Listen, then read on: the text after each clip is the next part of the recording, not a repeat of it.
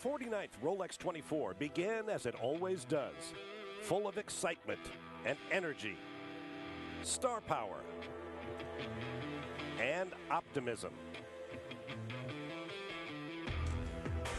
But it didn't take long before we were reminded of the sheer difficulty of this twice-around-the-clock, flat-out odyssey. Unforeseen circumstances, gambles that failed to pay off, human error, and just plain bad luck. There's a saying that anything worth having in life is worth fighting for, and it was never more true than here at Daytona on Sunday. There is still a full quarter of the race to run, and the Rolex 24 isn't a race you simply win. You must earn it starting now.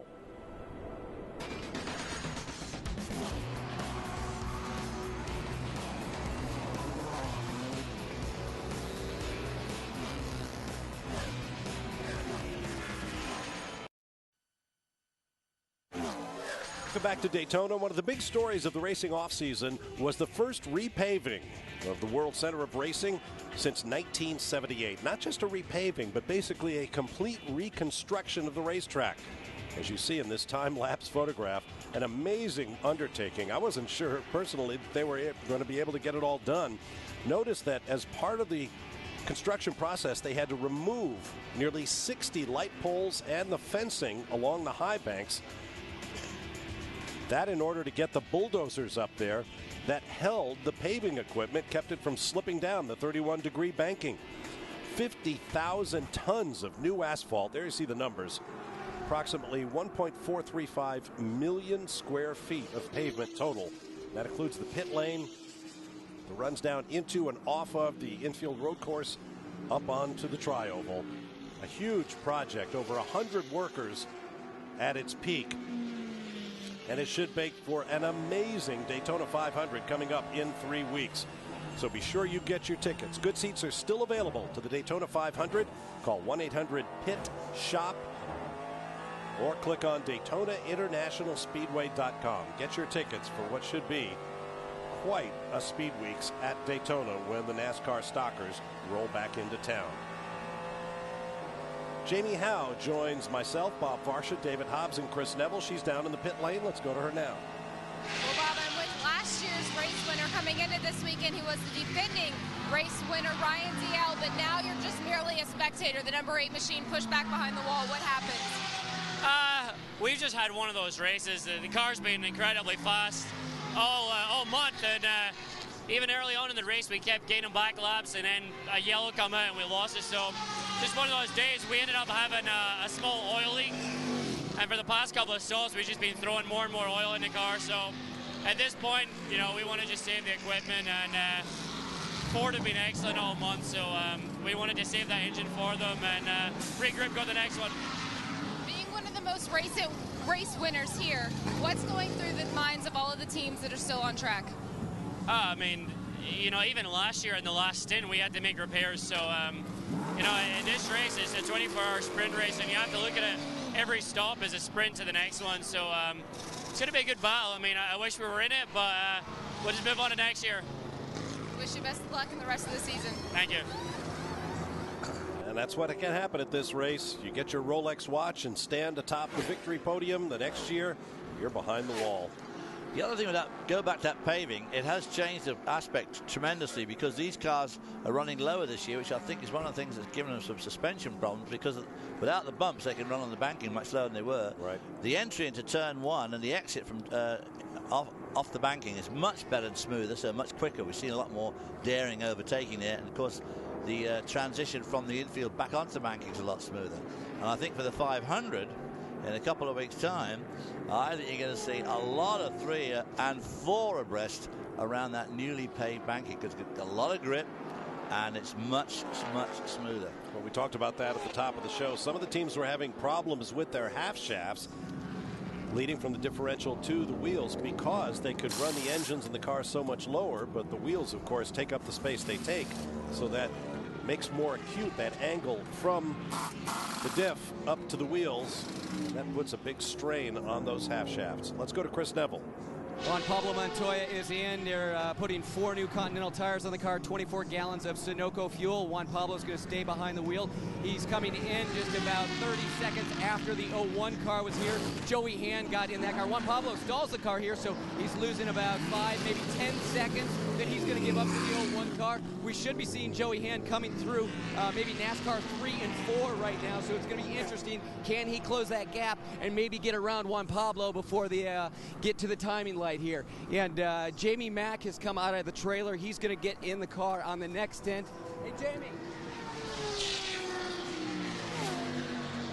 Jamie, the 02 car looking in a really good position. Last year, you guys had an engine problem that took you out early in the race, but this year, you're right in contention.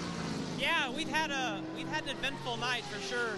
I think they're on their second or third nose in the splitter, but Juan, like him or not, he's a really hard race car driver, and Dario and Dixon and I were just joking around that we wish we could put our name on the back of it when we're driving it, so that when we got in the car, everyone knew that it wasn't Juan in there. But he does a really good job, and the team's done a really good job. So hopefully we can make it to the end. I've been in my motorhome watching the race, and I saw the leader of the GT class get spun around over there and couldn't get the car started. And it's just disheartening to watch that happen to someone. So I hope that we can get to the end here and not have anything too exciting happen to us. And hopefully one of Chip's cars will get in victory lane. Well, they're in a really good position, and I like that decal idea. We knew it wasn't Juan Pablo in the car. So I knew it wasn't. Oh, gosh, that's funny. Well, to answer the question, Joey Hand did come through start-finish while Juan Pablo was coming off pit road, but he did not get to him on the racetrack by the time Juan Pablo was back up to speed. Here's the 67, leader in GT. Wolf Hensler currently driving. There he is. Looks like he will double. And now's the time, with what, 4.5 hours in, that you start looking at the clock. As we said earlier in our Continental Keys to the Race, you've got 4, perhaps 5 more pit stops to go. And now you need to start doing the math, actually, to sort of reverse engineer the race. Back time from what you want to be doing when you get to that last stop. How many laps can you get? And this is when it gets crucial for the guys who are down a bit, because they are trying to work out back time how they can possibly make, can they make the time up or not. There obviously comes a time when you've just got to call it quits and settle for what you've got. If you try and drive too hard, you could break it, you could spin off or whatever. So these guys, they're also wondering if they can make that charge from back. Because if you're Juan Pablo Montoya, it doesn't matter how far back you are, you're going to be making the charge anyway. Driver change on the 44. Craig Stanton has gotten out. They head back to the track. You have to put yourself into position to win. This race has been won by a mere fraction of a second after 24 hours of hard racing. Will we get another dramatic Daytona finish today? Well, we have about 4.5 hours to find out.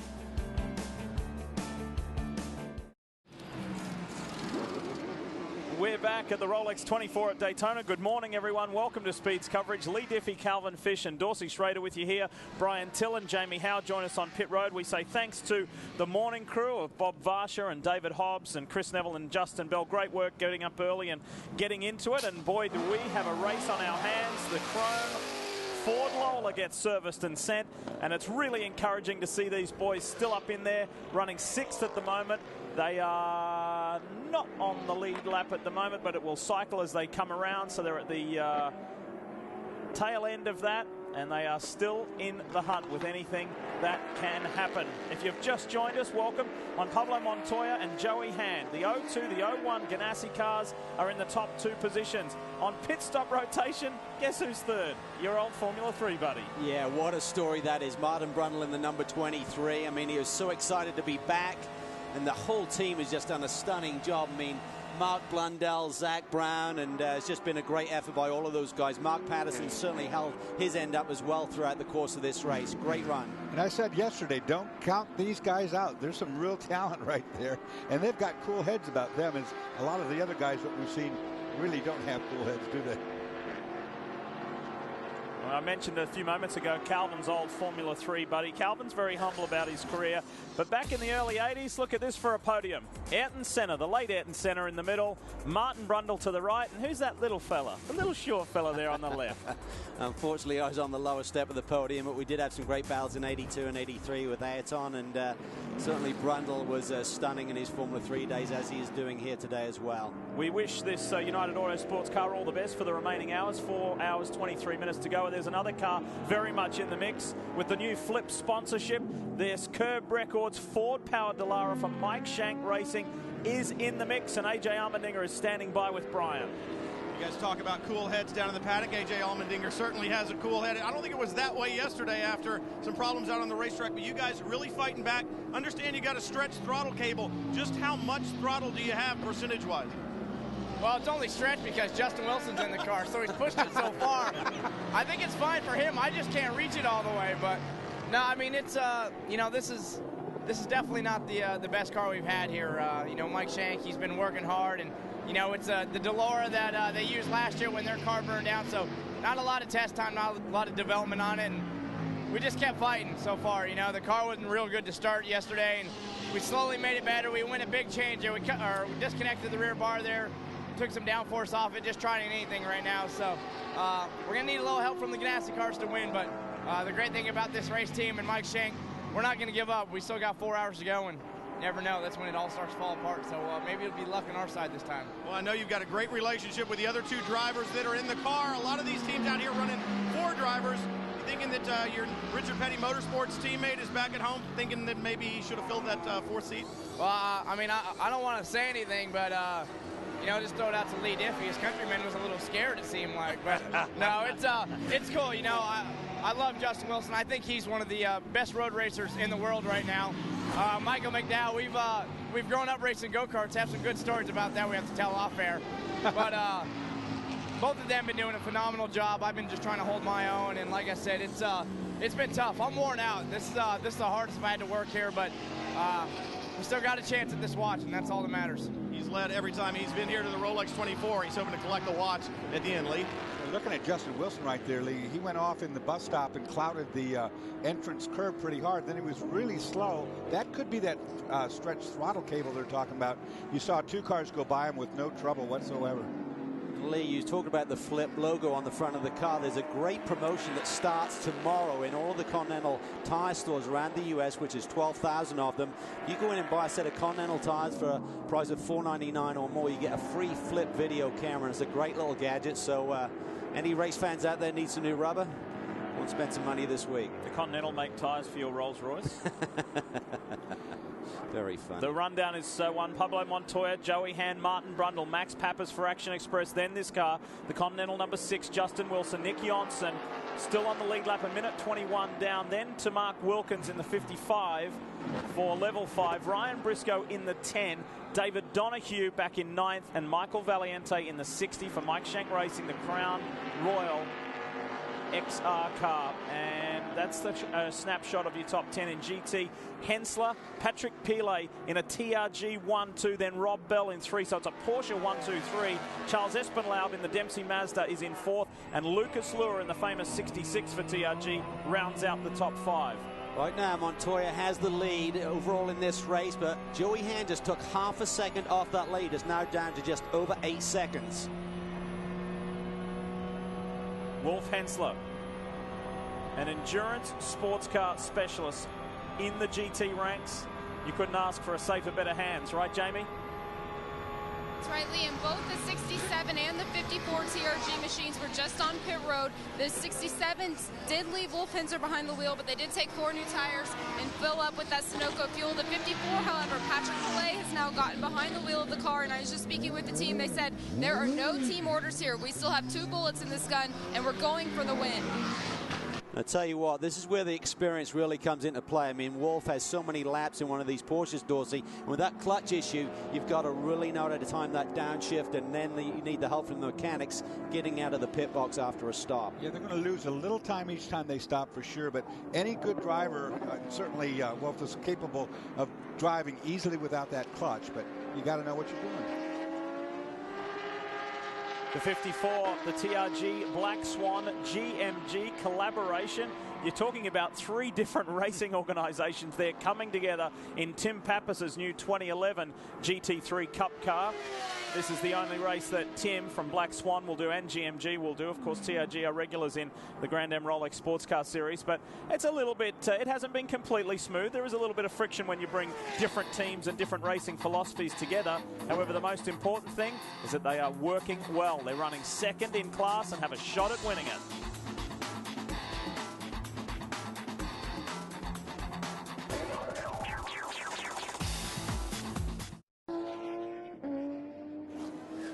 Grand Am's official charity is Camp Boggy Creek, which is located just down the road from Daytona International Speedway. It is part of the Hole in the Wall gang camps, and it's a year-round camp for seriously ill children, offering week-long summer sessions for the children and the family with terminally ill conditions and seriously ill children. And it's a place where the Grand Am drivers and competitors richly support this charity each and every year.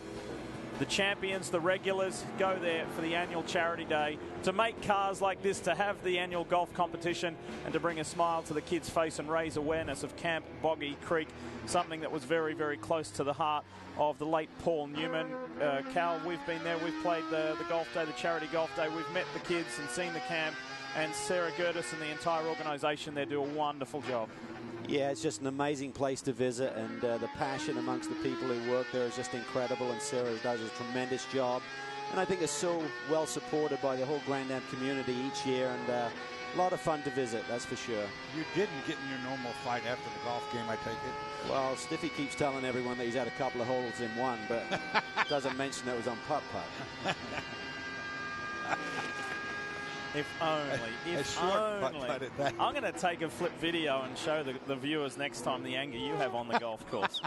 Hey, there might have been a little bit of anger in this camp after some frustration earlier from Dempsey Racing. However, it has been an outstanding race for both cars. Both the 40 and the 41 led throughout the night. This Share a Little Sunshine, visit Florida.com. 40 Mazda is a brand new car for 2011. The guys at Dempsey Racing in Atlanta, Georgia worked overtime throughout the winter to get this car done. There's been a lot of changes on this car, and they've really come together. We mentioned Greg Cates coming from Ray Hall Letterman Racing. He's a guy who has won an Indy 500, a lot of IndyCar experience, a lot of sports car experience, has made the change to become the team manager here. He's got them all working in the same direction. And look out, the likes of Speed Source and the other Mazda teams, because Dempsey Racing are here and they are serious. They are doing a tremendous job, and Ian James, he's got so much experience, has worked really well with James Guay over the years, so they've run championships together before, and just a great effort, and I think they've really started to get the right personnel together. They're going to be a force this year. You know, up and down this pit road, guys, everybody's talking about how physical this race has been. I just spoke with Joe Foster, who climbed out of the number 40 Share a Little Sunshine Mazda, and he said, man, it is absolutely brutal out there. When Tom Long spun, the battery was dead. He could not get it restarted. They think they've got some type of a short in the dashboard, so the alternator is not recharging the battery while they're out there. I asked him about the car, and he said, we've been hit so many times. It is a very evil race car right now, but all we can do is persevere. I'm telling you guys, this is one of the most physical Rolex 24s most of these people down here have ever seen. You know, when Tom Long spun, it was just a simple spin on a dirty racetrack. No big deal, no contact with anything but the doggone battery, you know.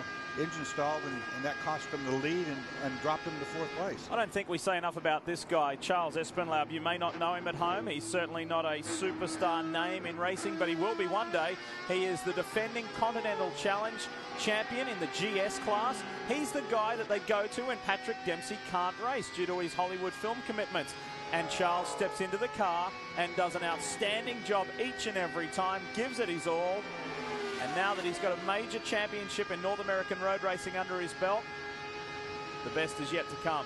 We talked about this racetrack maybe losing some of its teeth with the lights that were installed a few years ago, the new smooth pavement around the banking, but it's been made up for in terms of the other competitors attacking you around this racetrack. I mean, there's a lot of bodywork damage, a lot of hits, and that's now resulted in drivetrain issues within the cars as well.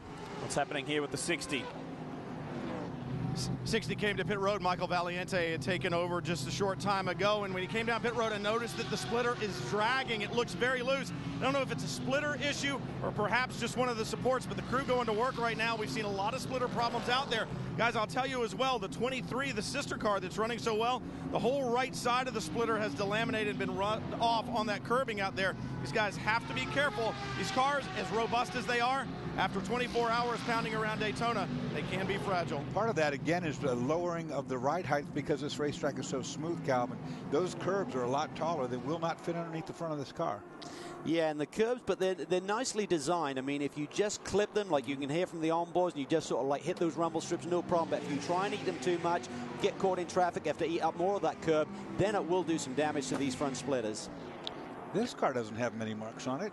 It's been an outstanding run for the 23. Martin Brundle, Mark Blundell, Mark Patterson, and Zach Brown. Martin Brundle, BBC lead commentator this year, is thoroughly enjoying his return to Daytona International Speedway. Never driven a Daytona prototype before. It's been over 10 years since he has driven in serious level motorsport. But boy, he hasn't forgotten how to do it. Okay, give it up for the old boys. Yeah.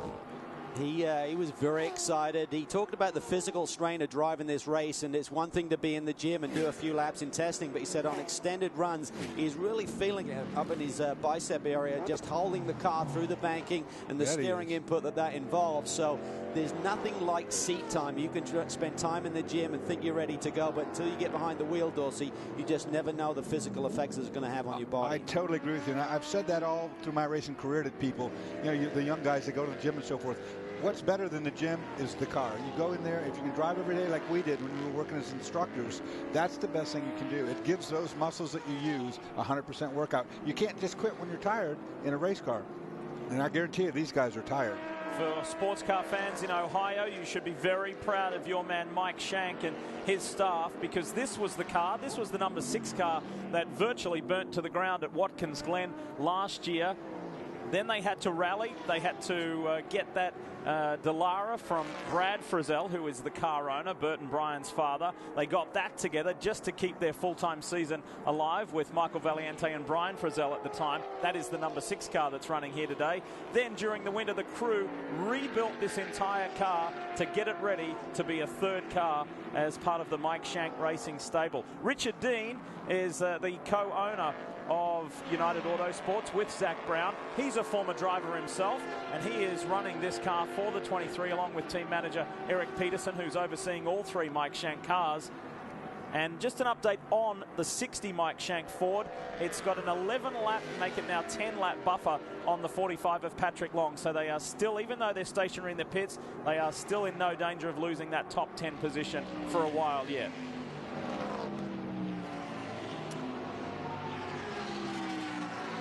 Not an easy fix to switch that.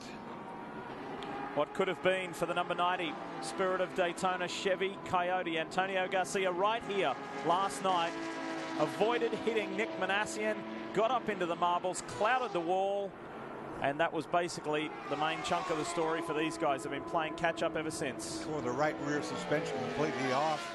Whole body work, the entire back body work, everything. Good job by the boys to put that thing back together. They got it back out there, and just before we went off the air last night, they were changing the whole front splitter section as well. So when you go for a ride, Paul Edwards had a spin coming through the bus stop chicane.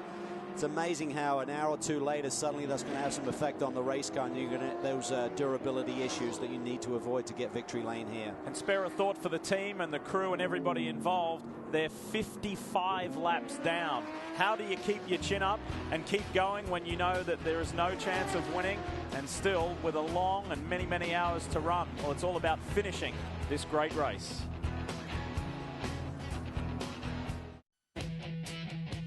The Rolex 24 at Daytona is brought to you by Continental Tire, innovative technology, driving confidence. By BMW, the ultimate driving machine. And by the Capital One Venture Card. What's in your wallet? We fully appreciate at home when you're watching endurance sports car racing that it's a little difficult to know who is where at any one time. Here's a good snapshot for you. You've got the Ganassi duo 0201, Juan Pablo Montoya, Joey Hand leading the way from Martin Brundle.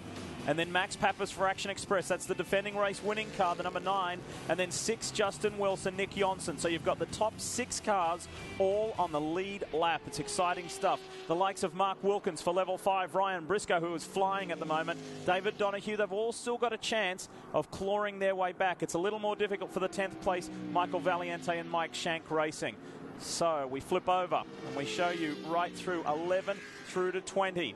You pick up Patrick Long. It's a real shame. That's going to be one of the stories, that the brutal speed of that 45 Flying Lizard car, and they had that off, they put them in the garage, and that was their race done. We get our GT leader there, the 67 of Wolf Hensler. It's a TRG 1-2 at the moment from Paul Miller Racing. Rob Bell on debut here at Daytona. Certainly not on debut in sports car racing. He's a multi-time champion, but first time here to Florida. And then you got Charles Espenlaub in the 40, what could have been. However, it's not all said and done. They're still close enough with the amount of hours left in this race, and Lucas Luer in the famed 66.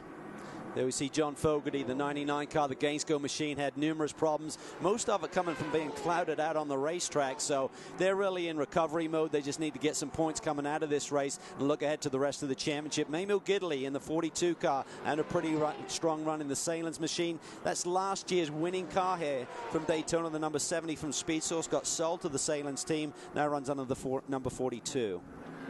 One of the GT favourites, the 57, a lot further down the order than where they would like to be seen. And then you've got Boris Said there in the 94 Turner Motorsport BMW. They had dramas, they had gearbox issues that put paid to their chances. However, as we heard from team principal Will Turner earlier, we are going to finish this race because that is one of the highlights. Very fast Porsche with Nick Tandy behind the wheel there. They brutalised that car throughout the night and were unable to finish. And then you go all the way through to the Mitcham Motorsports Porsche right at the back of the pack. So there are many and varied stories right up and down pit lane. This is one of them, Brian, the 99 Gainsco car. What do you see? Well, it looks like a brake bleed going on here in the back end, trying to make sure they get all of the air out of the brake system that's on the back half of the car. Whenever you get air in there, you don't end up with the same hydraulic pressure, so the pedal feels low. So right now, we know that the Gainsco team has struggled with brake problems throughout this event. Right now, just bleeding the rear brakes, and they'll get it back out there. Calvin made a very good point a moment ago. At some point in time, the teams have to decide, yeah, we want to finish this race because of pride, but don't forget, we've got 11 more races to go, because there's a championship at the end of the season. You know, Calvin, I don't know if it's due to the repaving here and the fact that the speeds at the end of the 2 straightaways are higher, but we've had an unusual amount of brake problems, something you don't normally see here at Daytona, or in the past you haven't seen, but not just this car. I mean, there's been several cars had very major brake issues with pedals going to the floor. Juan Pablo had it. You know, everybody's had these brake issues. And I wonder if it's not just because of the added speed on those 2 hard brake zones in the bus stop and in turn 1. Yeah, certainly talking to a lot of the brake technicians during the test days here and during the practice days prior to the race, they said the brake wear was up, and basically you have a window. How long can you run a set of pads for during the course of one of these events? Now, last year, the number was around about 16 hours, so you needed to do 1 change, but it gave you from 8 hours in to 16 hours in to get that change done. This year, they're saying it's more like 12 hours, 12, 13 hours, and they didn't want to lock themselves into having to do that change right in the middle of the race, so they had to go for 2 changes, get one done early. But I think with that fog that we had that rolled in the early hours, most of the big teams would have got that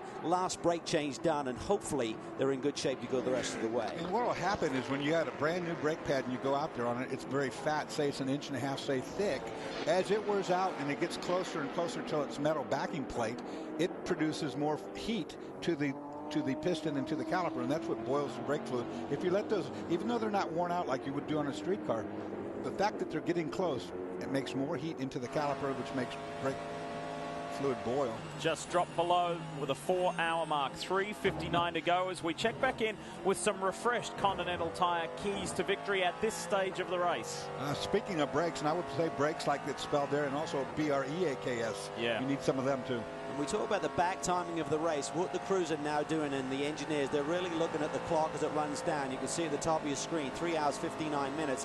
The DPs are running just under an hour in terms of the fuel load, so they'll be trying to back time the race, seeing when those intervals are going to be for those last few pit stops and trying to spread that equally amongst the last few laps so that they really have the freshest car at the end of the race. And then ultimate lap time. Right now, the Ganassi cars look awfully quick. The 10 car is really, really fast, but they're many laps behind. So about 3 or 4 hours ago, it looked like there were about 6 cars running about the same pace. But right now, as we get into the heat of the day, track is warming up a little bit, the balance of the car is going to change.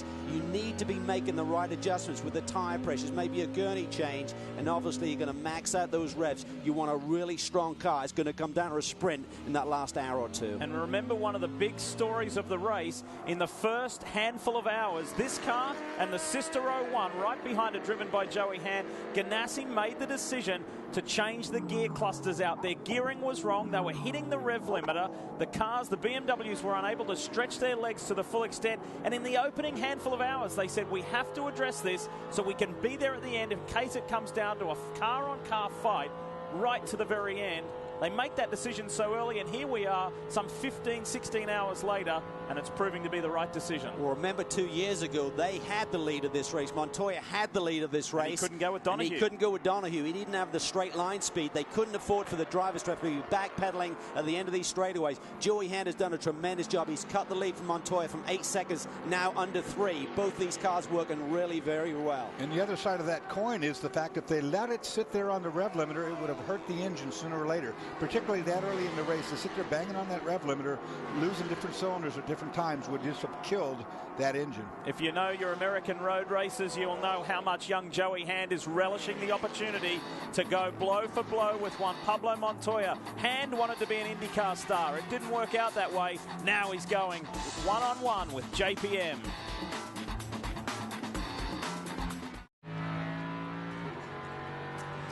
I want to tell you once again about Car Warriors. It's a network premiere on February 23 at 9 p.m. Eastern, 6 p.m. Pacific. This is pretty interesting. All-star builders take on small-town heroes, and it's a frantic 72-hour race. The goal is to build the ultimate dream ride. It's called Car Warriors, and it debuts February 29 at 9 p.m. Eastern here on Speed. Car Warriors is an appropriate term for the Salins Mazda, Team Salin. Never say die, and unfortunately, although it doesn't look like it, this is a new car for the team. This was last year's Rolex 24 race-winning GT car, and it's campaigned by Memo Gidley and Wayne Nonamaker. The entire team is Will Nonamaker, Joe Salin, and Joe Nonamaker, who is the father, and Memo Gidley is in this car for the entire year, along with Wayne Nonamaker. And although it hasn't worked out for these guys right here, right now, I count these guys in the race when we get to the sprint mode as well. Absolutely. Memo's a real star, and he's found a great home here.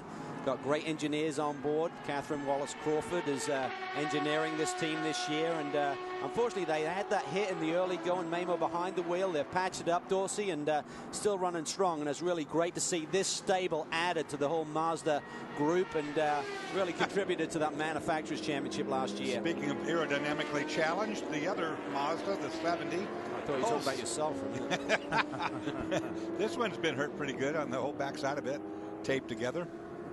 It's been a war out there overnight.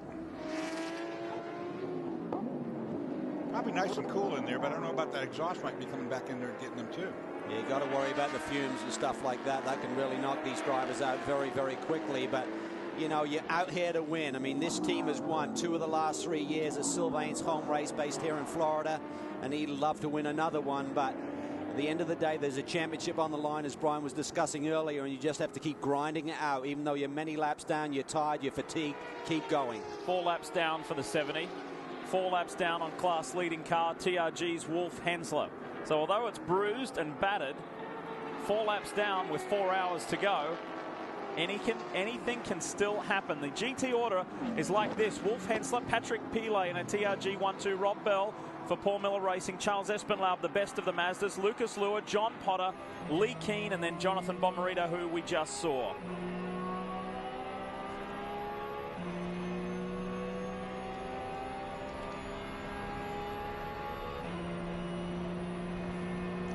Look how smooth it is through this banking section. That used to be a real rough ride in these GT cars. They have a lot more suspension movement in the GTs than the DPs, and going through that banking section, you are really just rocking and rolling. But now it's a smooth ride. Bus stop chicane, using up some of the curbs. You can hear that little thump as they hit those. It's typically on the unweighted side. The car loads one way, lifts that inside wheel a little bit, so it's not such a big shock to the suspension in the whole car. Of course, even that's a lot smoother than it used to be, as it used to be have a big hump on the exit of it, a big hole would open up. From one new 2011 911 GT3 Cup car to another, and a rival team. This is Magnus Racing.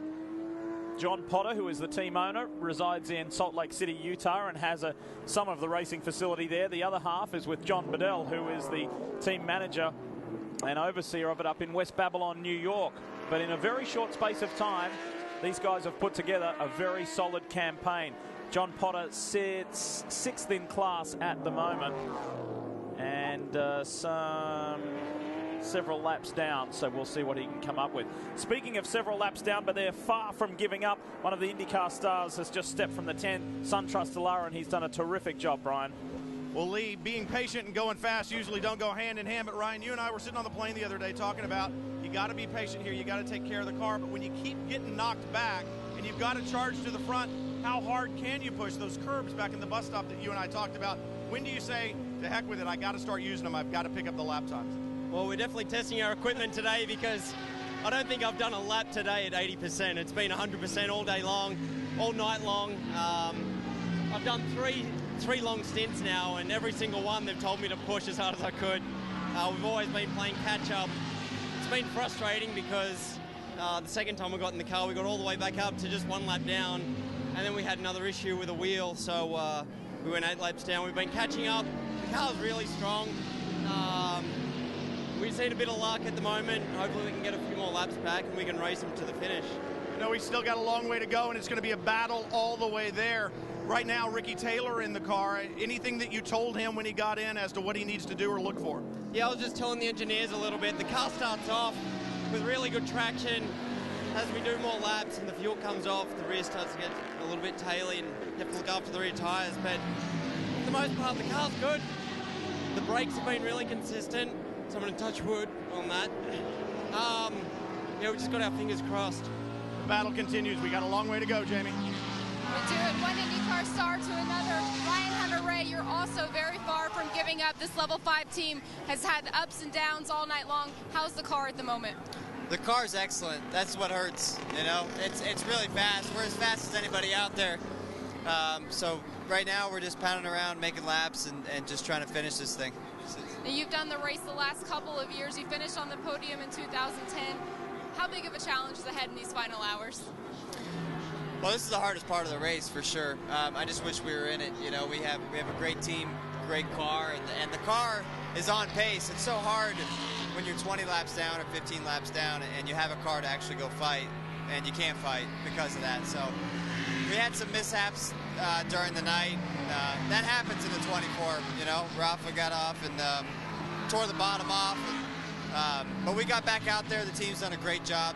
After all that repair, the car's better than it's been. So having fun. It's good seat time nonetheless. So now I have to wait till next year again. I love this race, and hopefully one day we'll be fighting in the last hour. All right, guys. Well, it sounds like Ryan Hunter-Reay will definitely be back in the years to come, but not giving up today. Ryan had a great year last year in the Eyes on IndyCar Series. Narrowly missed out on being the top performing Andretti Autosport driver. Check out this. Joey Hand is reeling JPM in. It's the fight between the two Ganassi cars as they come to the tri-oval again. There's traffic up ahead for Montoya. It's the Krone car. Is Joey going to go around him, or will he be conservative? You know better. Just under 4 hours to go. Looks like Joey's car on this stint has been a little bit stronger than JPM's. He's done a tremendous job. There you see JPM's car slip a little bit as he gets on the power. Juan Pablo Montoya does not back down to anybody. I don't see this being an easy pass. This is where Timmy Keene will be on the radio to Joey, and Mike Cull, who's on the radio to JPM, need to discuss. Don't get involved together. The last thing you want to see is your two lead cars leading this race and get involved in an incident. See Joey Hand back away right there, realizing traffic ahead was going to hinder both of them. GT traffic coming by the 47. The Rick Ware Porsche. For Joey, what he needs to do is he needs to get back like he just did, drop back, get a run going on Juan, so it's an easy pass, not fight for a corner. And Nick Johnson is doing his best at the wheel of the 76 not to drop a lap here to JPM, and that would put him down 2 laps. So This is not a good situation for Krone when it was looking so positive earlier on when they were on the lead lap. So you're going to see both cars fighting hard here. Montoya to defend from his teammate and Johnson to keep that green machine in the hunt. And that's where it gets very difficult for the leader, Juan Pablo Montoya, because Nick Johnson will not want to give up this track position because he wants to stay on just being one lap down, not two. So he's going to defend very rigorously here. There you see Mike Cole, team manager for Chip Ganassi Racing. He knows, he's been here before. He'll know how to handle this situation. And you saw Nick alter his line 2 times right there, just not to leave it easy. He's still moving around. This is a matter of survival with 3 3/4 hours remaining. Who knows what can happen to the other cars? And if the difference is 1 lap, is massive. Johnson is trying to just stay 1 lap down in that Proto Auto Lola, Ford-powered Lola, and dramas for the 2nd place GT car. This is Patrick Pilet. Left front suspension is broken. Yep. That's not a flat. Look at the angle of it. It's now it looks straight. Look at that moving around. Oh no. Broken an upright or A-frame.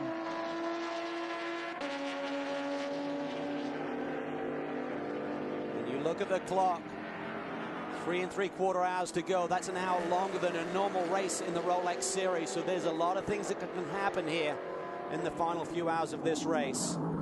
I think there's a lot of things that can happen here. Yeah. Hand hasn't done anything silly, though. He's tucked in behind Montoya. Montoya got sideways, though. That's the face of Chip Ganassi, the man behind the name. And he's saying, come on, boys, don't do anything silly. We're going to take this 1-2 all the way home. This is where the team needs to make a decision. If Montoya is struggling with his car, they need to make a call. Joey's car looks better, let him go. I agree. Montoya really slipped in that corner, and I think Joey could have gone around, but he's probably been told, give it some room. But Dorse, it's been about the last 15 or so minutes that Joey Hand has slowly been reeling JPM in. He's finally arrived. And now this is the tricky part. The nice thing is you can see now in the early parts of the race we saw the 01 really wasn't able to pick up the draft and take advantage of it. Now they've got that taller gear ratio in. When you pick up the draft, it's really getting a head of steam here, and he's closing in on JPM, as you can see. Here we go, the high side for Joey Hand, down into 1. He did this a lap ago. Johnson is doing his best to stay on that lap that he is, but he's making life hard for Montoya. Montoya just stepped out again. Back of that, the tires on the rear starting to go off, I believe. More GT traffic up ahead. This will be interesting on the infield, heading towards the horseshoe. This is where it's then difficult for Joey Hand. You want to be able to take advantage of the GT traffic, maybe delaying Montoya getting back on the power, but you don't want to be so close. Look at that through the kink there. Montoya, great car control. He is one of the best on cold tires and when the tires start to go away a little bit. Now he's got to run on Johnson. They'll try to get down alongside him. Then he's got to thread the needle. GT traffic in the way. That Team Spencer Mazda in the wrong place at the wrong time. Johnson did a good job. The Stevenson Camaro up ahead. It won't be a factor. The boys should go high. What do you hear, Brian? Tim Keene on the radio saying if you can pass him clean, go ahead and pass him, but we're going to be stopping in a few laps. Right now he's just saying be patient, take your time. He knows that Joey Hand wants to show what he can do. They also know they need a car to finish this race. Joey Hand talked about the fact as a kid he used to chase Chip Ganassi and Mike Cull around the paddock when he was trying to just really make an impression on those guys, saying, I want to drive for your team one day. Well, now he's got the opportunity. He is making the most of it. But he doesn't want to make a mistake. There is Tim Keene taking a good hard look at what's going on out here. And the buck has to stop somewhere, and Tim Keene has very broad shoulders. He had to wear that defeat last year. Montoya's looking for the inside, and Johnson closes the door. Yeah, this has got the potential to get ugly because Montoya is losing patience. He had a run to the inside. Nick didn't want to give it to him again. He's trying not to go another lap down. It's important to that crew and that team that he doesn't give up this position to Montoya.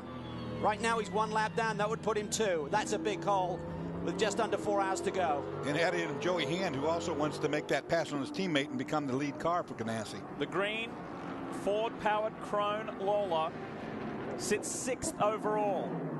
So it's 1st and 2nd versus 6th, but there are laps difference, as we've highlighted multiple times. You surely can't blame Nick Johnson for being defensive here. Can tell you that Patrick Pilet in that Black Swan TRG Porsche has made it back to pit road. However, has lost a spot. Rob Bell in the Paul Miller Racing GT. The Porsche GT has gone up to second. Look at Julian dirt track the car. He had to pinch the steering in a little bit, getting back on the power. That 40 car off to the outside. Great stuff. I want to show you something that happened literally just seconds ago. Team boss Chip Ganassi communicating with Tim Keane. Wonder what the words were. Lee, I just heard Mike Hull tell Juan Pablo Montoya on the radio, look, the 01's just going to sit with you and try to help push you by the Krone car in front. They've got pit stops coming up pretty soon. Jamie McMurray's going to be climbing in the 02, so I'm sure they feel like Joey Hand will probably get the better of that battle. So right now, Ganassi just being patient to run 1-2. Montoya has one more lap of fuel than Joey Hand on board right now. He's got 29 laps on the board. Joey Hand has 30. They've been running the low 30s mark. It's been hard to see with the amount of caution we've got what they're getting on a clean green flag run. Before the race started, they said somewhere between 33 and 35 as Montoya now deals with traffic. That's the 48 car. Jansen's wide. Got out there in the marbles, couldn't get the car to turn, and that's all it took. That'll make life easy for Montoya, but not necessarily for Joey Hand. We know stops are coming up, but finally some reprieve, and Janssen allows Joey Hand to come on through. He's lost another lap. Krone goes down 2.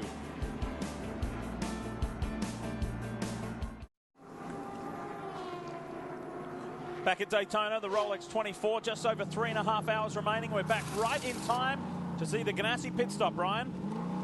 4 new Continental tires going in, Sunoco fuel going in the tank as well. They're going to blow out the radiators with compressed air in front. Make sure those are clean. They've got good air and good cooling to that BMW power plant in this Riley chassis, just waiting for fuel. And this is probably feels like it's taking 5 minutes for Joey Hand. He wants to go, revving the engine, fuel still flowing, fuel's out. Great pit stop by the Telmex boys. That was a 33-lap run for Joey Hand. That's about 56 minutes on the clock for 33 laps if they're running about a 1:42 lap time. So looking at the math there, they should need 3 more stops here to get into the checkered flag or get that car to the checkered flag. I anticipate Pruitt seeing the final stints this afternoon. Back up to speed. And here is the 23, the United Autosports Ford Riley. Martin Brundle getting out. Look at this. He's left it in gear. Yeah, it's in gear. And oh, no. They can't get the rear tires while it's spinning like that. This has been an awesome effort from these guys. This car is currently 3rd overall. I think what he might have done, Dorsey, is he's climbing out, may have knocked the gear shifter and leaving the engine running. It might have just kicked it into gear there. Not good for the mechanics. That'll skin some knuckles on you. No, that'd be a bad deal. All right, we've seen the 01 of Joey Hand. Here is race leader Juan Pablo Montoya. We've seen Jamie McMurray standing by, the reigning Daytona 500 champ. There he is. You can see his yellow helmet. He climbs aboard. JPM is out. Routine stop down here. McMurray climbing in, a little bit smaller than Juan Pablo Montoya, so an easy slide into the seat there. That's one of the challenges that these Daytona prototype teams have, GTs as well, when you have drivers of different size, making sure that they're comfortable in the seat and that the cornering loads don't slide you around back and forth. No seat insert, though. This team compromising a little bit for each driver. McMurray has the belts on, the Continental tires are on, just waiting for the fuel. Then Jamie McMurray will be back out in the hunt. Ganassi running strong. Similar 33-lap run there. We see the Krone car, the 76 car, Nick Janssen. He's in as well. His car was engaged in a fierce battle, trying not to go down another lap.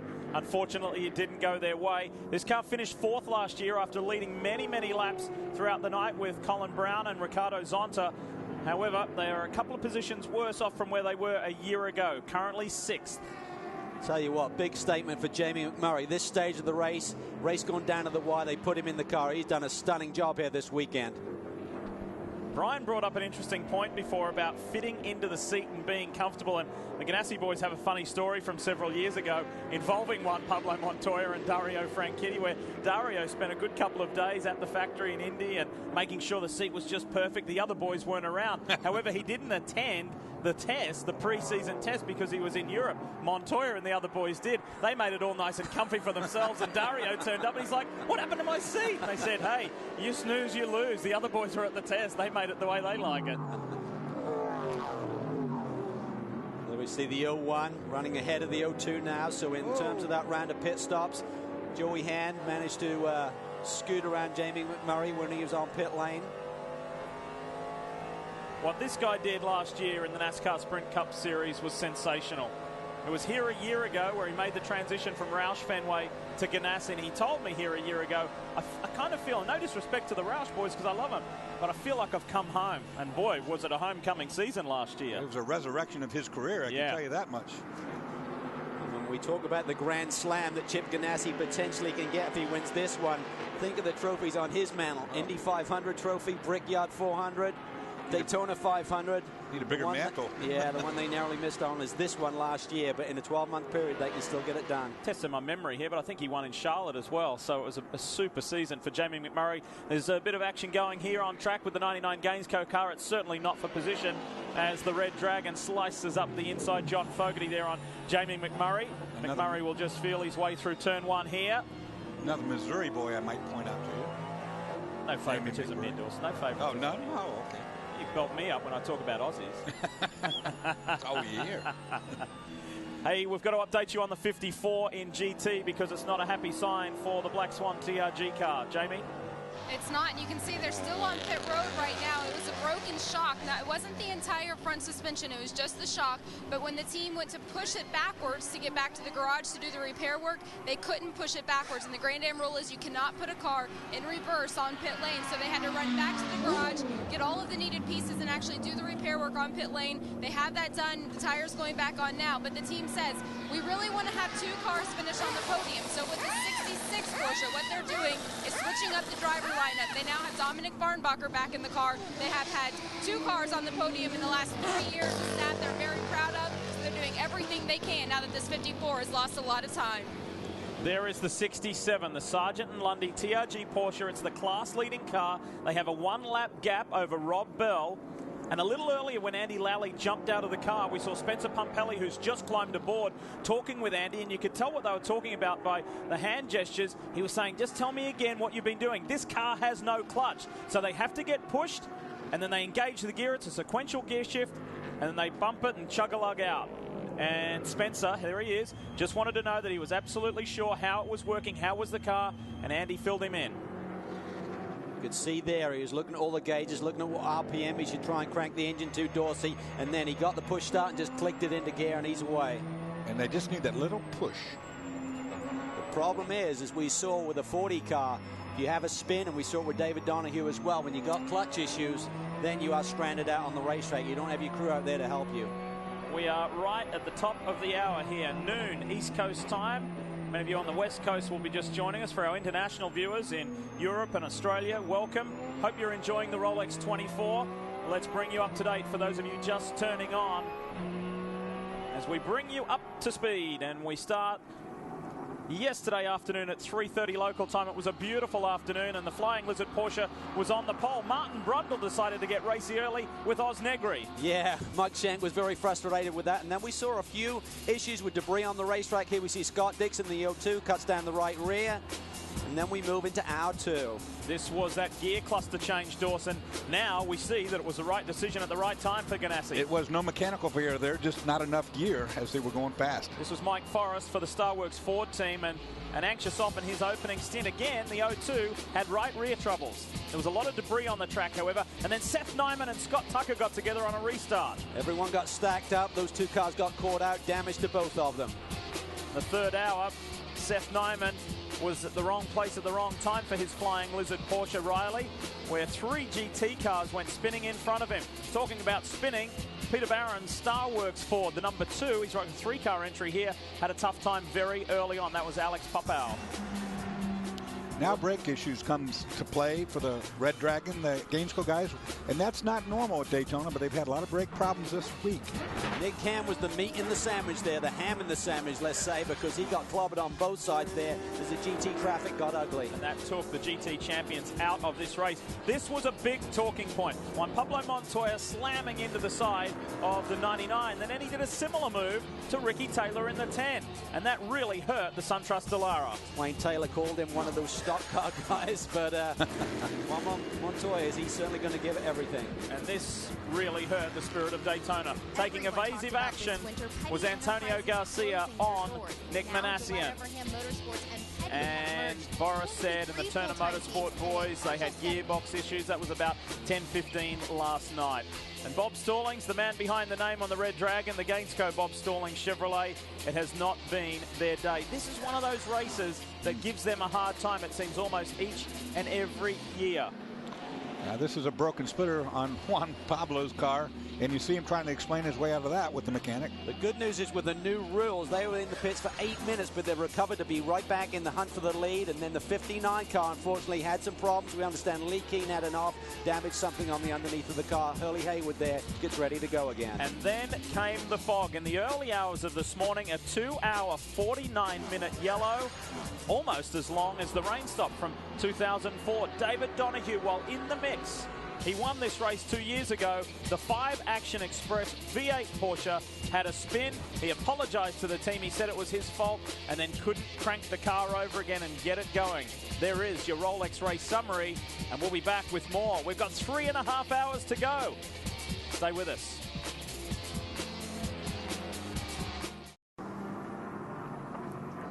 We are back at Daytona and well and truly exceeded last year's count of 16 full course cautions. We're under yellow now, and more dramas for the TRG GMG Black Swan Porsche. This was just on pit road with shock troubles, and talk about the shock there for French driver Patrick Pilet. He'll be feeling plenty of it as he makes his way back to pit road. Under yellow, as I mentioned, and we understand, here it is, the Chris Smith Racing Porsche, the 65 Roses entry, supporting the research and helping those children suffering with cystic fibrosis.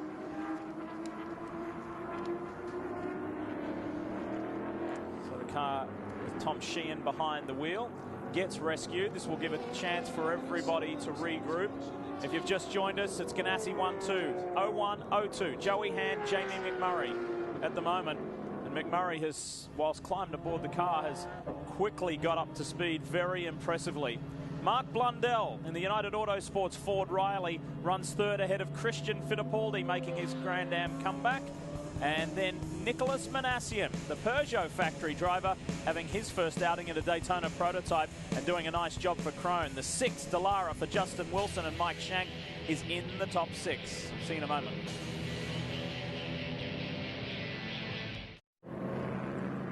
With about 3 hours, 20 minutes remaining in the 49th Rolex 24 at Daytona, we have the top 4 cars in the race on the lead lap.